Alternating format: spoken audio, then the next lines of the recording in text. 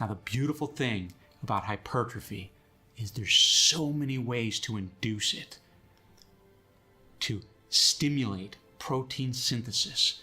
That's when we send a signal to our muscles during our workouts, our muscle cells, and we tell them to produce more amino acids. To do that, we have to make sure we have an abundance of quality amino acids in our body, and we get that through real food. That's a whole nother episode.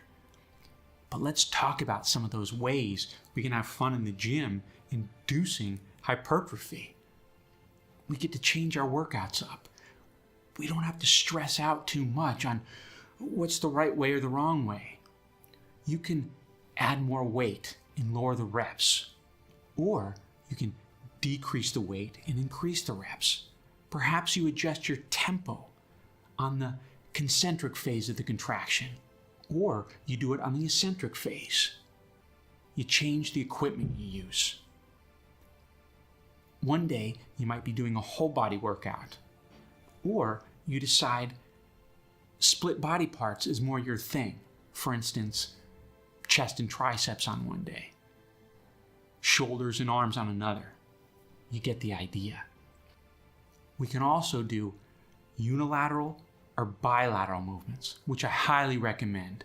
Now, to clarify, a bilateral movement is with two limbs, whether it's your two legs or your two arms. Unilateral, of course, is just one limb. Say, for instance, you're doing a barbell press, a bilateral movement, and unbeknownst to you, your right side is stronger and it's overcompensating, taking more of the load. And meanwhile, your left side is falling further and further behind each workout. When you mix it up and you're consistently doing unilateral movements as well, you know exactly how many sets, how much weight, and you can keep it more in balance. Because remember, our kinetic chain is connected, and we want to stimulate the neuromuscular connection. Part of the ways of doing that is mixing it up. Sometimes it's bilateral, sometimes it's lateral.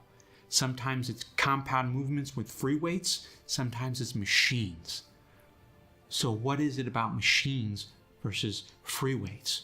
Are machines the easy way out? Not necessarily. Yes, we got to do compound movements. We got to use free weights because that forces us to use our stabilizer muscles and get your muscles working together. Everything's connected. Machines help us isolate. They're also good for someone just starting out to get familiar with movements. So say you're doing squats to build your legs, and it just doesn't seem like your quads, your interior thighs, are building to the level you want to build them. So after that compound movement, you go to the leg extension machine and you isolate those quads. Machines are beautiful for doing that. It's important to note, the muscles that you have a real easy time contracting, for instance, your biceps, those are generally the ones you're getting more quality workouts in when you work them out, because you are totally in control of that contraction and you want that contraction to optimize protein synthesis. Varying up your body positions and where you hold your weights is another great way to keep your exercises fresh and stimulate that nervous system. You want to keep it guessing. Let's take the barbell squats. The high bar squat is when the barbell is up higher on your shoulders. You're standing more vertical. As you go down, your knees actually go farther forward in front of your toes. A lot of people think this is a bad thing. It's okay. You're just engaging those quads and building them. As long as your toes are aligned with your knees, you don't have to worry.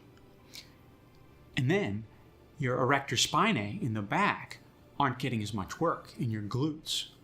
So if you're someone who has a difficult time building your glutes, perhaps you do a different version.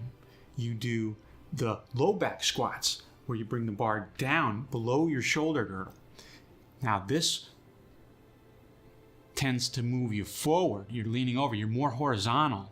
So you're engaging your glutes more as you go down, and you got a wider stance. So play around with these. Remember, every time you're doing them and trying something new, start with a lower weight, do it with intention and purpose, and think about your kinetic chain working together. Is your shoulder girdle back and down? Are you engaging your core? As you go down, are your quads being activated, your glutes, your hams? And you adjust your form if you want to place more emphasis on one muscle as opposed to another. Oh, it's great fun. Here's a question I get a lot. What if I have one muscle group that grows faster than all the others? Should I just lay off it entirely? My answer is a definitive no. The best case scenario is you keep doing that and just work a little harder on all the other muscle groups.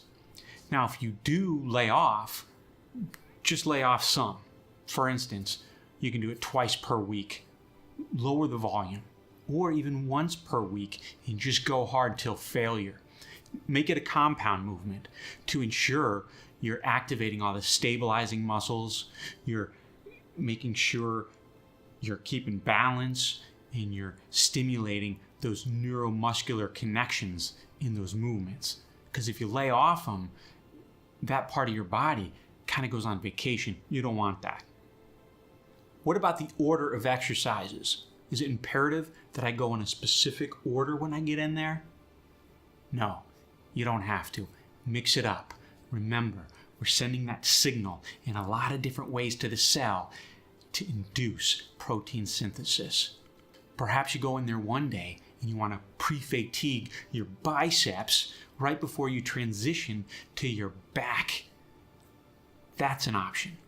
Or you go in and you do some isolating exercises first. You get on a machine and do leg curls to stimulate your hams, or leg extension to stimulate your quads.